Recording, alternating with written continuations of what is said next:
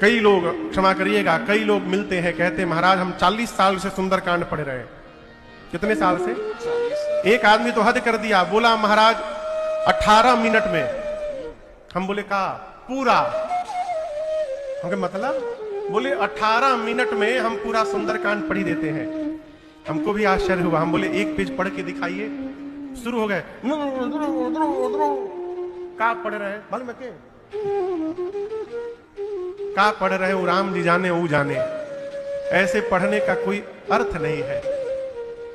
एक महापुरुष रोज एक चौपाई पढ़ते थे। परहित सरिस धर्म नहीं भाई, पर पीड़ा सम नहीं आगमाई।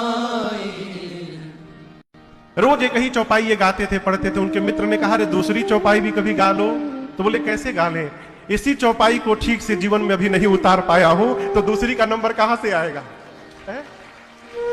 मानस जी केवल पढ़ने के लिए नहीं है, मानस जी केवल सुनने के लिए नहीं है, मानस जी पढ़कर सुनकर समझने के लिए है, और समझने के बाद उसको जीवन में रहने के लिए, तब जाकर इसका प्रभाव दिखाई पड़ेगा। गोस्वामी जी कहते हैं, सुनि समझहि जन मुदित मन, मज्जहि अति अनुराग, तब लहहि चारि फल अछत तनु, साधु समाज प्रयाग। पहले सुने फिर समझे। मज्जहि समझ रहे? मज्जहि, मज्जहि मने ये लोग से पूछा था। मज्जहि मने स्नान करना। पहले सुने, सुनी, फिर समझे, समझहि कौन? सामने बैठे श्रोता जन। कैसे? मुदित मन। कैसे सुने? मुदित मन से, प्रसन्न मन से। देखिए, दबाव पूर्वक नहीं सुनना चाहिए। किसी के दबाव में यदि आके पंडाल में बैठ गए तो आदमी सुनेगा नहीं, बार बार घड़ी देखेगा, कब तक बोली है हो महाराज। आज दिन पहाड़ हो गया, बजी नहीं रहा 6 कि बंद हुई महाराज। कैसे सुने? मुदित मन।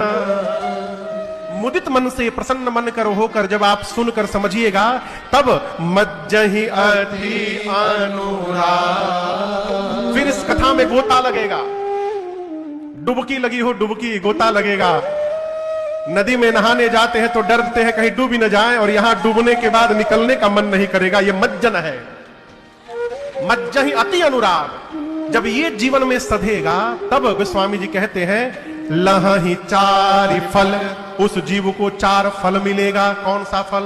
आम, सेव, केरा, और चौथा हो अमरूद, हाँ अनार, ये तरबूजो कहत रहा। आम, केला, सेव, अनार, तरबूज नहीं मिलेगा, 4 ही फल। एक जगह कथा चल रही थी तो महाराज बोले आप भाव से कथा सुनिए, 4 फल मिलेगा। एक श्रोता पकड़ लिया, महाराज जी को लाओ दो, हम 4 घंटा बैठ के सुने हैं। क्या मिलेगा? धर्म, अर्थ, काम और मोक्ष की प्राप्ति हो जाएगी। ये जीवन के 4 फल हैं। ये कब प्राप्त होगा? जो सुनने के बाद, समझने के बाद इसमें गोता लगाएगा। तो गोस्वामी तुलसीदास जी इस ग्रंथ का नाम श्री रामचरित मानस रखे। क्यों? मानस का अर्थ है मन।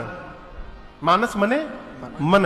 गोस्वामी जी कहते हैं, जो भी मनुष्य इस ग्रंथ को पढ़कर, सुनकर, समझ लेगा, उसके मानस में पूरा का पूरा श्री राम चरित्र आकर के स्थापित हो जाएगा। इसलिए इस ग्रंथ का नाम रखा श्री रामचरित मानस।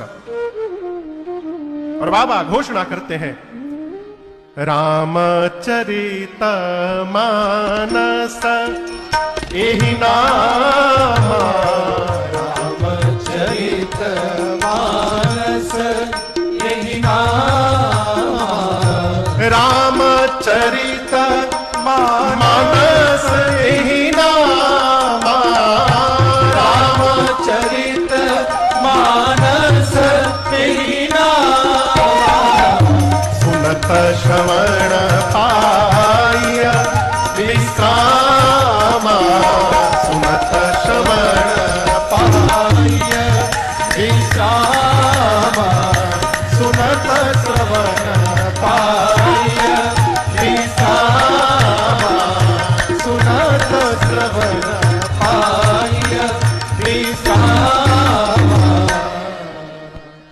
बाबा कहते हैं कि रामचरित मानस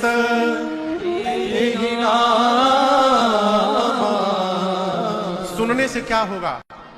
सुनत श्रवण, श्रवण समझ रहे हैं? श्रवण यानी कान।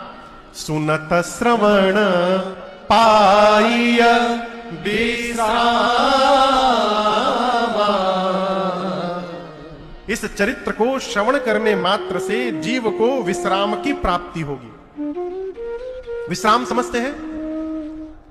दोपहरिया में भोजन करके सोना विश्राम नहीं है। देखिए, विश्राम शरीर को नहीं प्राप्त करना है, विश्राम मन को प्राप्त करना है। कई लोग तो दिन भर सोवत है लेकिन मन बेचैन रहता है।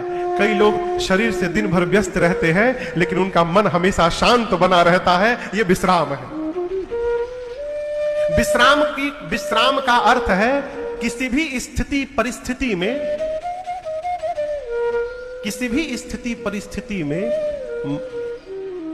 जीवन की स्थिति परिस्थिति तो बदलता रहे। यदि मन की हमारी स्थिति नहीं बदल रही है तो हम विश्राम को प्राप्त कर चुके हैं। सहज एक रस। और ये कैसे प्राप्त होगा? जब जीव ये मान लेगा कि हम केवल निमित्त मात्र हैं, करने कराने वाले परमात्मा है, तो हर परिस्थिति को जीव स्वीकार करने लगता है। समझ रहे हैं बाबू?